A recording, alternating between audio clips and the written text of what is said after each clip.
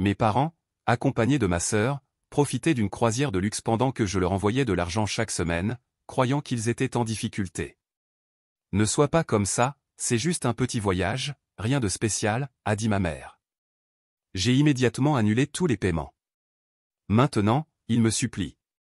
Bonjour, je m'appelle Marina, j'ai 32 ans et je travaille dans le marketing digital.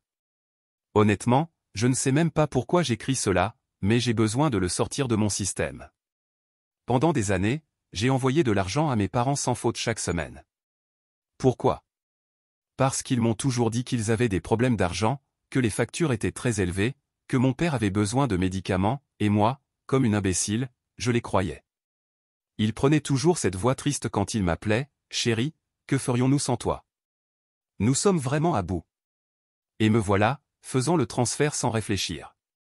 Puis, comme ça, j'apprends qu'ils sont en vacances sur un paquebot de luxe. Comment ai-je su cela? Par Instagram. J'étais au bureau pendant ma pause déjeuner. Je scrollais sans y penser, puis je tombe sur une story de ma sœur Béatrice, la préférée de la famille. D'abord, une image de la mer, ensuite une énorme piscine sur le pont du bateau, un cocktail hors de prix, et puis je vois mes parents, ma mère avec des lunettes de soleil, mon père riant avec une coupe de champagne à la main, et Béatrice, enregistrant tout avec sa voix habituelle, portons un toast à la famille. J'ai failli laisser tomber mon téléphone. Quelle famille? Moi qui ai passé des années à leur envoyer de l'argent, il s'avère qu'ils sont sur ce maudit bateau de croisière. J'ai appelé ma mère sur le champ. Bonjour chérie, répondit-elle avec son ton habituel, tout tranquille. Où êtes-vous? Au Marina, nous ne voulions pas te inquiéter, mais Béatrice a insisté pour que nous prenions un petit repos. Avec quel argent? Silence. Eh bien, nous avons trouvé une super offre. Et je lui ai répété, anxieuse, avec quel argent? Chérie, ne fais pas ça, c'est juste un petit voyage. Un petit voyage, vraiment?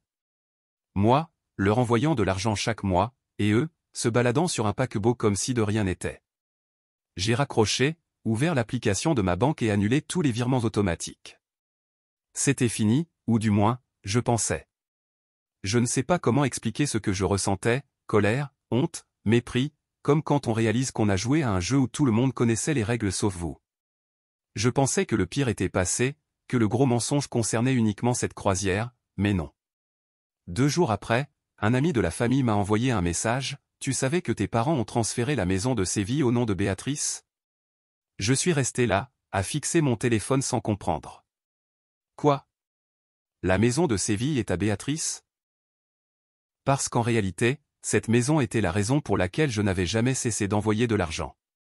Il y a des années, ma mère m'avait appelé avec sa voix habituelle, celle qu'elle prenait quand elle voulait me culpabiliser. « Chérie, nous avons des problèmes, la maison, je ne sais pas si nous pourrons la garder. » Pourquoi? Ai-je demandé directement. Les frais, l'hypothèque, l'entretien, c'est trop. Je ne veux pas vendre, mais je ne sais pas quoi faire. Ces mots m'ont poignardé. À ce moment précis, je faisais des plans pour acheter mon propre appartement, mais comment aurais-je pu laisser la maison s'en aller? Ne la vendez pas. Je vais vous aider. Et c'est ainsi que tout a commencé. Des années à envoyer de l'argent, croyant que j'aidais à sauver la maison. J'ai relancé le chat et demandé depuis quand cela avait été fait.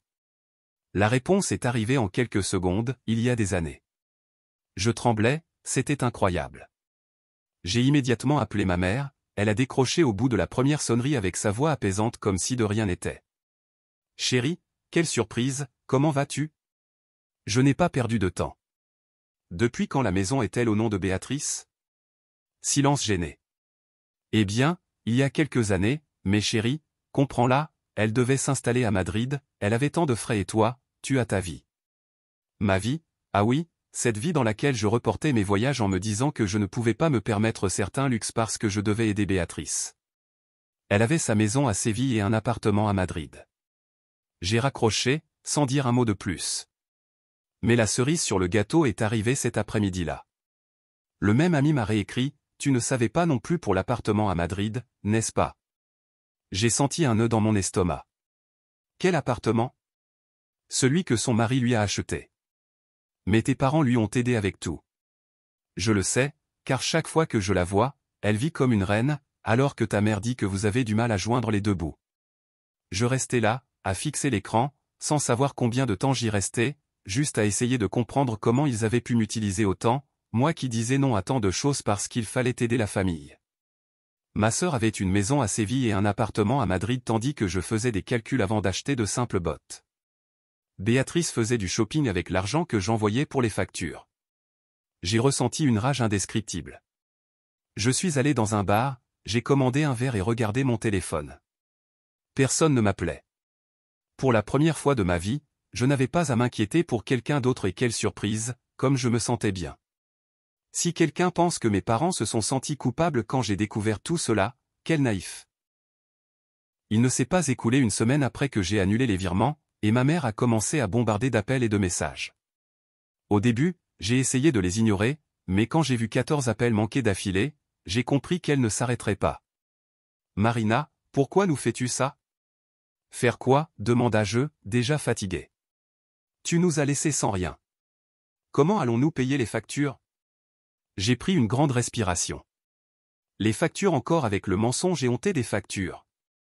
Parles-tu de ces mêmes factures qui servaient en réalité à acheter des sacs et à dîner pour Béatrice, ou celles qui prétendaient servir à maintenir une maison qui n'était même plus la mienne? Silencieuse, mais ma mère ne lâchait pas l'affaire si facilement. Tu ne peux pas faire ça, Marina, nous sommes ta famille. Ah oui, maintenant nous l'étions. Tous ces souvenirs me sont revenus, toutes ces années où je n'étais pas une membre de la famille pour eux, mais plutôt leur bouée de sauvetage financier. Tout cela a refait surface dans mon esprit lorsque, à 25 ans, j'avais reçu une promotion au travail. J'étais tellement heureuse. La première chose que j'ai faite a été de les appeler. « Maman, j'ai été promue, je vais gagner beaucoup plus. » Silence. Puis j'entends sa voix avec ce ton doux que je confondais jadis avec de l'amour, « Beaucoup plus, chérie ?» Quelle joie, car juste ce mois-ci, les factures d'eau et d'électricité avaient augmenté. Pain, félicitations, Nia, nous sommes tellement fiers de toi, juste une autre facture à payer. Je secouai la tête, revenant à la réalité. C'est fini, maman, dis-je d'une voix basse mais ferme. Ne me rappelez plus. J'ai raccroché, et là, la guerre a commencé. D'abord, les appels des membres de la famille, Tanti Marina, ta mère est très mal, dit qu'elle n'a rien à manger. Et ma cousine de me dire, est-ce vrai que tu as abandonné tes parents? C'est ce qu'ils disent, même une amie de ta mère m'a écrit. Marina, quelle honte! Avec tout ce qu'ils ont fait pour toi. Tout ce qu'ils ont fait pour moi? Quelle ironie! Ensuite, il y a eu les tentatives de manipulation émotionnelle, les messages de ma mère, ton père est malade, il ne dort plus de soucis. Comment peux-tu être si cruel? Nous avons toujours été là pour toi. Si quelque chose nous arrive, ce sera de ta faute. Cette phrase, je l'avais entendue des milliers de fois avant, comme quand j'avais 20 ans et qu'on me demandait de leur envoyer de l'argent parce que Béatrice avait perdu son emploi, même pour quelques mois. Marina, tu es sa sœur, tu dois l'aider. Quand je demandais pourquoi Béatrice ne cherchait pas un autre emploi, on me qualifiait d'égoïste, de sans cœur. Finalement, j'ai envoyé l'argent, parce que si quelque chose leur arrivait, ce serait de ma faute. Pas cette fois. Et la meilleure partie fut lorsque Béatrice, voyant que je ne répondais pas, a décidé d'entrer dans la bataille. Je n'arrive pas à croire à quel point tu es égoïste. Tu laisses vraiment nos parents à la rue? Nos parents? Quelle manière intéressante de désigner ceux qui ont financé ma vie pendant si longtemps, tandis que je travaillais dur. Je lui ai simplement répondu, tu connais le numéro d'une agence d'emploi, car tu vas en avoir besoin. Silence total. Depuis ce jour, ils ont cessé de me parler, mais je savais que ce n'était pas terminé, pas avec Béatrice. Je la connaissais. Quand les choses ne se passaient pas comme elle le voulait, elle finit toujours par revenir. Je savais que ce serait juste une question de temps. Après des mois sans contact, je vis son nom s'afficher à l'écran de mon portable. Béatrice. Je ne répondis pas. 5 minutes plus tard, un message apparut, Marina, s'il te plaît, j'ai besoin de te parler, c'est urgent. J'ignorais le message. Je sais que tu es fâché, mais j'ai vraiment besoin de ton aide. Appelle-moi. Ah, c'était amusant. Maintenant, c'était moi la famille, lorsque j'avais besoin d'elle et qu'elle était introuvable. C'était comme cette fois d'enfance où notre mère nous avait rapporté 2 glaces après une virée au supermarché. Béatrice et moi avions couru vers la cuisine. Maman avait ouvert le sac et sorti une glace au chocolat et une autre à la vanille. Celle au chocolat est à moi, avais-je dit avec excitation, c'était ma préférée. Maman le savait, mais avant que je puisse l'attraper, Béatrice l'a pris. Non, Marina, celle au chocolat est pour ta sœur, déclara ma mère sans hésiter. Mais maman, tu sais que c'est ma préférée. Marina, ne sois pas égoïste, m'a-t-elle réprimandé, soupirant comme si c'était épuisant de m'avoir. Ta sœur est plus petite, laissons-la choisir en premier. C'était toujours pareil, Béatrice en premier, Béatrice spéciale, Béatrice méritait le meilleur. Ce jour-là, je mangeais ma glace à la vanille en silence, trouvant son goût affreux. Ce sentiment ne m'a jamais quitté jusqu'à maintenant. Marina, s'il te plaît, ne m'ignore pas. J'avais envie de rire. Oh, mais quand j'avais besoin de quelque chose, il ne s'était rien passé. Qu'est-ce que tu veux? Nous pouvons parler en personne, répondis-je en riant. Dites-le ici. Quelques minutes passèrent avant qu'elle réponde, mon mari m'a quitté, je n'ai pas d'argent, je suis désespéré. Voilà la véritable raison pour laquelle elle m'écrivait. Et l'appartement à Madrid? Elle mit un moment à répondre. Je l'ai vendu. Ça ne me surprenait pas, Béatrice n'a jamais su gérer l'argent. Elle avait passé des années à vivre comme une reine, dépensant sans réfléchir. Son erreur avait été de croire que son mari la soutiendrait toujours. Alors, tu vis dans la maison de Séville, demandai-je. Non, maman et papa sont là, il n'y a pas de place pour moi. Je comprenais tout maintenant. Oui, la maison était à elle sur le papier, mais en réalité, maman y vivait toujours. Et si j'avais appris une chose sur maman, c'est qu'une fois que Béatrice ne disposait plus d'argent, elle ne la traitait plus comme la princesse qu'elle avait toujours été. Tout comme quand nous étions petites et que Béatrice cassait une assiette, c'était moi qu'on blâmait. Marina, tu es l'aînée, pourquoi ne l'as-tu pas protégée? Béatrice n'était jamais responsable de rien jusqu'à ce qu'elle cesse de leur être utile.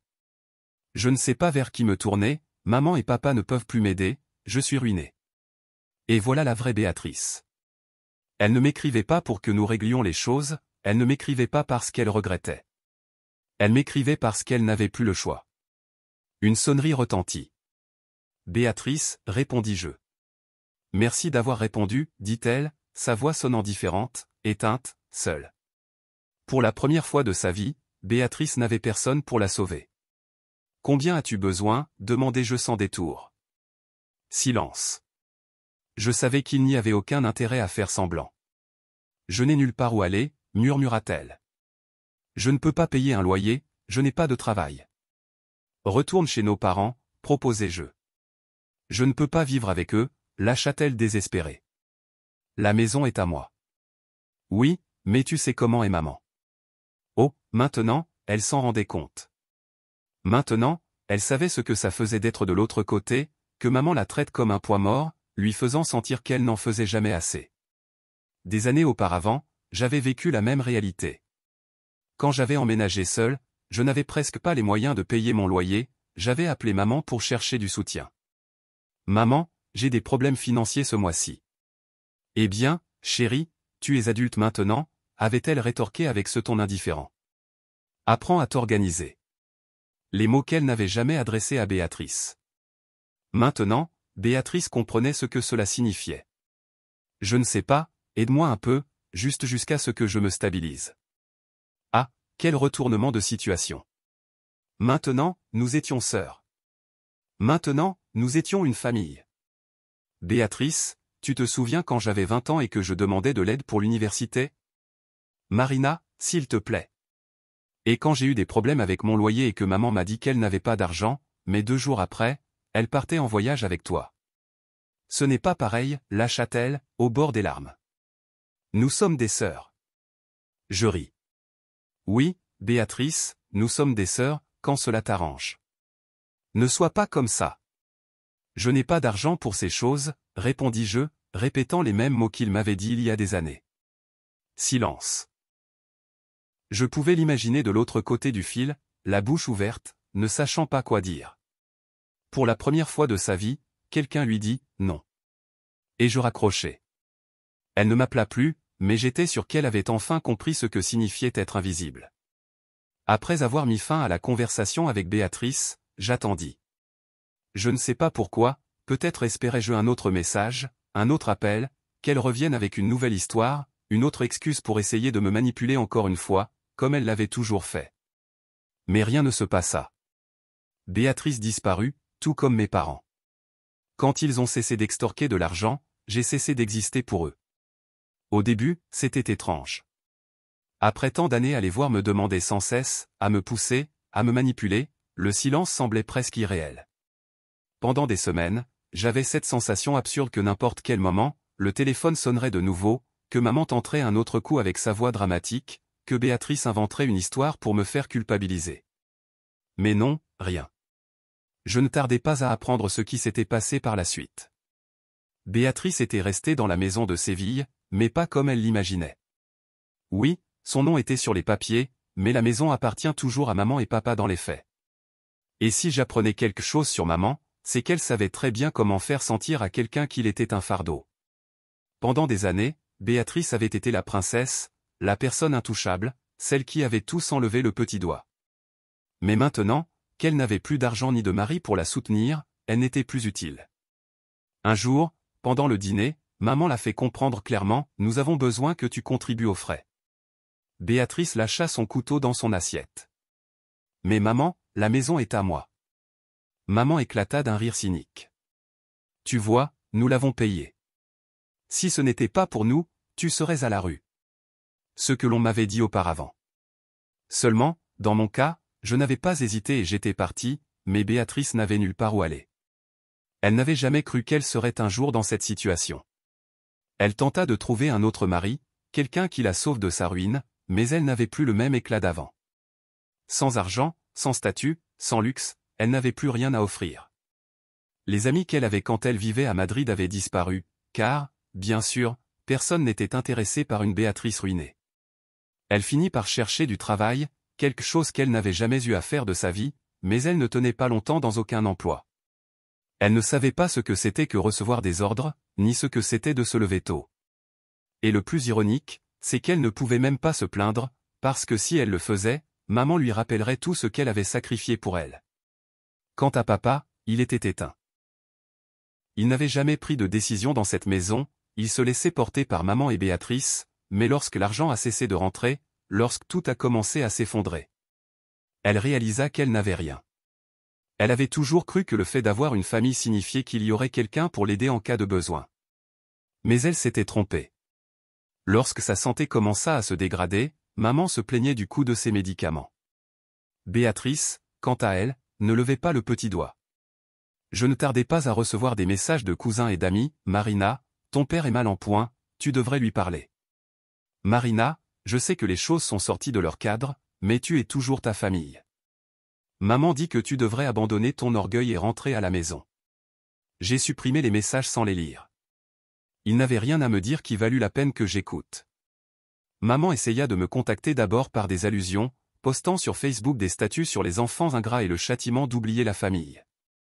Puis vint le message direct, « Marina, es-tu vraiment prête à nous faire ça? Je ne peux pas croire que tu sois si cruelle. Tu finiras par comprendre que ta famille est tout ce que tu as. » Je souris, supprimai le message et continuai ma journée. Je venais de déménager dans un appartement à Alicante avec vue sur la mer, quelque chose que j'avais toujours désiré mais que je ne m'étais jamais permis. Parce qu'il fallait d'abord aider la famille. Je voyageais en Italie, en Grèce, au Portugal, des années à reporter mes rêves en me disant que ce n'était pas le bon moment. Maintenant, le moment était venu, celui que je voulais. J'ouvris ma propre entreprise. J'avais peur, mais pour la première fois, je pris une décision en pensant uniquement à moi. Et je rencontrai quelqu'un. Il s'appelle Alejandro. Nous nous sommes croisés lors d'un événement pour entrepreneurs, et la première chose qu'il m'a dite fut « Tu as quelque chose sur le visage. » Je touchai mon visage, confuse. Un beau sourire, dit-il, en souriant. Ce séducteur. Je n'avais jamais été avec quelqu'un qui me traitait bien sans que je doive me battre pour son amour. Cela avait toujours semblé être quelque chose que je devais mériter, comme lorsque j'étais petite et que je faisais tout pour que maman me prête un peu d'attention. Mais avec Alejandro, c'était différent. Il était simplement là, sans effort, sans combat. Un jour, alors que nous prenions un café sur la terrasse, il me regarda et dit « Tu es la personne la plus forte que j'ai rencontrée. » J'ai ri. Pourquoi dis-tu cela? Parce que tu as réussi à te libérer d'une famille qui ne t'a jamais valorisé. Ce n'est pas donné à tout le monde. Je restais silencieuse, je ne l'avais jamais pensé sous cet angle. Je partis et ne me retournai pas. Pour la première fois de ma vie, mon argent était à moi, mon temps m'appartenait, ma vie était à moi, et je ne regrettais pas une seconde. Dernière mise à jour, en réponse aux commentaires, eh bien, Dodi, il semble que cette histoire ait explosé plus que prévu. Je ne sais pas combien de personnes vont lire cela, mais je tenais à répondre à quelques points. D'abord, merci à tous ceux qui m'ont écrit en disant que mon histoire les a inspirés. Ce ne fut pas facile. Ce n'était pas quelque chose que j'ai fait du jour au lendemain. Il y a eu des nuits durant lesquelles je me suis senti comme la pire personne au monde, des nuits où j'ai failli céder, où j'ai voulu écrire à mes parents et leur dire « D'accord, je vais vous aider, parce que même si je sais qu'ils sont manipulateurs, même si je sais qu'ils m'ont utilisé toute ma vie, ce sont mes parents. Peu importe combien de mal ils peuvent nous faire, une part de nous cherche toujours leur approbation, celle qui veut être aimée, celle qui se regarde dans le miroir et qui se demande « Et si j'étais vraiment une mauvaise personne ?» Ils nous élèvent en nous enseignant que la famille est ce qu'il y a de plus important. Ils nous apprennent que peu importe ce qui se passe, il faut être là pour eux. Mais ce qu'ils ne nous disent jamais, c'est que toutes les familles ne méritent pas ce sacrifice. Couper les ponts fait mal. Cela dit, j'ai aussi vu plein de commentaires me critiquant, « Quelle cruauté, ce sont tes parents, après tout, ils t'ont donné la vie. » Oui, ils m'ont donné la vie, et ils ont veillé à me faire sentir que je leur devais chaque seconde de celle-ci. Pour eux, ce n'était pas un cadeau, c'était une dette. Depuis mon premier salaire, rien ne m'appartenait. Dès que j'ai commencé à travailler, j'avais des responsabilités qui ne devraient pas incomber à un enfant, élever un enfant ne devrait pas devenir une dette à vie, mais un acte d'amour inconditionnel. Ce n'est pas une transaction, et désolé, mais je n'ai pas signé ce contrat. Tu aurais dû aider ta sœur, elle était désespérée. Ah oui? Et où était-elle quand j'avais besoin d'elle? Quand je lui ai demandé de l'aide, elle s'est moquée de moi. Quand elle a eu tout, elle n'a jamais pensé à me le partager. Quand la vie lui a souri, elle ne s'est jamais arrêtée pour me demander si j'allais bien. Mais maintenant qu'elle a perdu tout cela, elle se rappelle que je suis sa sœur? Non, ça ne fonctionne pas comme ça. On ne peut pas se souvenir qu'on a une famille seulement quand ça les arrange. Tu es égoïste. Oui, et je suis contente de l'être, parce que pendant toute ma vie, j'ai été la fille parfaite, celle qui ne disait jamais non, celle qui mettait toujours les autres en premier. Et qu'ai-je eu pour récompense? Des années de sacrifices qui n'ont servi à rien, des années à me sentir insuffisante, des années à croire que je devais me battre plus fort, que si je donnais juste un peu plus, enfin, ils me verraient. Le jour où j'ai coupé les ponts avec eux, le jour où j'ai choisi de vivre pour moi, cela a été le jour où j'ai enfin respiré et pour la première fois, je ne me suis pas senti coupable. Donc, oui, appelez-moi égoïste, froide, mauvaise fille. Je m'en fiche, parce qu'à la fin de la journée, quand je ferme les yeux et pense à ma vie maintenant, à la liberté que j'ai, au poids que j'ai enlevé de mes épaules, je ne ressens que de la paix. Et cela, pour la première fois de ma vie, m'appartient enfin.